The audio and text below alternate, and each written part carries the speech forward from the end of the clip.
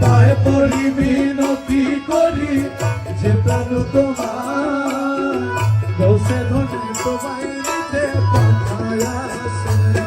এই কথাটা বলার পরেও ভগবানের মুখটা তুলে নাই। এরপর উনি লিখছে এই কথাটা যখন বলতেছে তখন ওনাকে ভগবানের পা দিয়ে আটকা দিচ্ছিল।